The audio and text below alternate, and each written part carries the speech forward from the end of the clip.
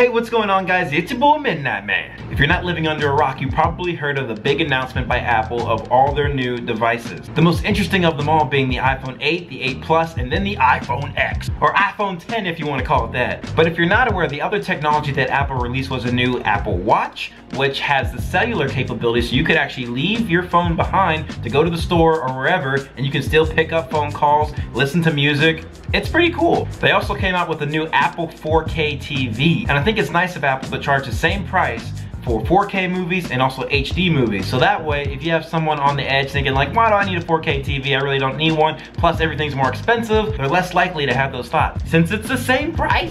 The first phones announced were the iPhone 8, 8 Plus, and this kind of confused me at first because I was thinking, aren't they gonna come out with the 7S? Why are they skipping the 7S, going straight to the 8? Well, I thought about it for a little bit and it kind of makes sense because they redesigned it. If you look at all the S models of the iPhone, you can go back and look at their previous iPhone version before that S and see that the design was the same. This iPhone's almost in complete glass, the front and the back, that now allows you to do wireless charging, which is something I wanted in the iPhone 7, which kind of made me, there's other phones that have wireless capabilities, why should I pick up the iPhone 7? It's kind of behind the times, really. The cameras are now updated on the iPhone 8 and the iPhone 8 Plus, with the 8 Plus having a mode for portrait lighting, which is kind of cool. You compose a photo in the camera app using the portrait mode.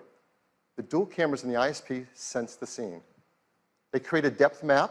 They separate the subject from the background.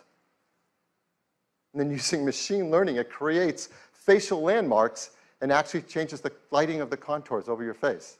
You just swipe to pick a different effect for whatever you want to shoot. Your selfies are going to be so much cooler for the gram. But as far as I know, there's not portrait lighting on iPhone 8. That would have been cool to have. The iPhone 8 and 8 Plus are available to pre-order September 15th, and then you can pick them up September 22nd. They start out at $700 for the 8 and then $800 for the Plus. Now on to the iPhone X. Now this is kind of weird for Apple to do, to release a third phone in addition to the main phone that they're trying to release. Now it makes sense they're releasing the iPhone 8 before the iPhone 10, because if they release them both at the same time, how would the market do? They might not get as many sales on one phone as the other. But at the same time, can't people just wait it out about a month later to get the iPhone 10? Maybe some people are impatient. The iPhone 10 is also water and dust resistant, comes in two colors, space gray and black. And now this is the brand new thing, the Super Retina display. Think about it this way, this is the iPhone 6 right here.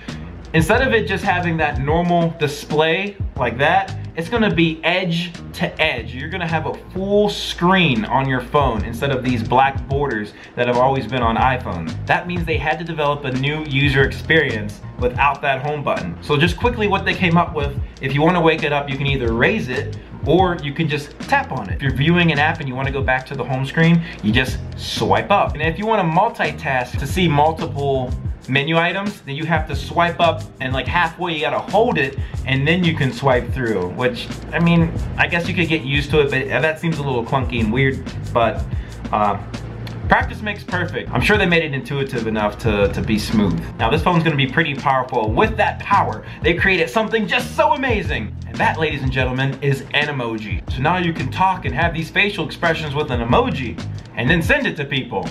Okay, pretty sure that's a gimmick, just like that touch bar on the new MacBooks. I think that'll be something fun to play around with. Another cool feature I'm probably gonna love on this iPhone is the facial recognition. First off, the phone's gonna have a bunch of sensors. You'll be able to set up your Face ID just like you did for Touch ID, and then you'll just be able to look at your phone and it'll unlock for you. Or if you don't have that set up, you can just swipe up and put in your passcode. But I hate putting in the passcode, it takes too much time. And some of you might be mad that they don't have the Touch ID on the glass, but that's very difficult to do. Biometrics isn't that easy. I'm just wondering, for those girls that put on a ton of makeup and then take it off, will they still be able to be recognized on their phone? You can set up multiple Face IDs in that case. And how well will it pick my face up in the dark just off of the light from the phone, like if I'm under the covers and I'm trying to get it to read my face? These are all interesting things. I'm looking to see how well they do when the phone first comes out to decide whether or not I will get it or not. The phone will also have two cameras that are both 12 megapixels. One's a wide angle, the other one's a telephoto. And just like the iPhone 8 and 8 Plus, it'll it'll have wireless charging, which is a big plus. Sometimes getting the cord and having to plug it in and grab it, that's too much work, man. The phone can be pre-ordered October 27th and then it'll ship November 3rd.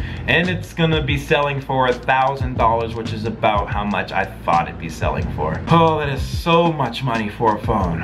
Wow. So these phones are looking to be pretty cool, guys. I'm wondering how these phones are gonna turn out the first couple weeks, because they always have a couple bugs to deal with. But these are looking to be really powerful. On all these new phones coming out, they have a new chip in them called the A11 Bionic, which outperforms the A10 chip in the previous phones by a large margin. It's faster, more powerful, cooler features. I can't wait to see them. So those were a little bit of my thoughts on the new phones coming out. Hopefully you guys enjoyed it. If you did, show this video some love, hit the thumbs up button. And you probably realize I'm in a hotel and those are my pants on the floor. I promise I'm wearing pants now. I'm on a little bit of a vacation. You guys will see those videos later. And also down in the comments below, let me know what you guys think about these new Apple releases. Do you like it? Do you hate it? Do you think it's stupid? I want to know what you guys think. Besides that, make sure you subscribe to the channel if you're new, and I'll see you guys later. Peace out.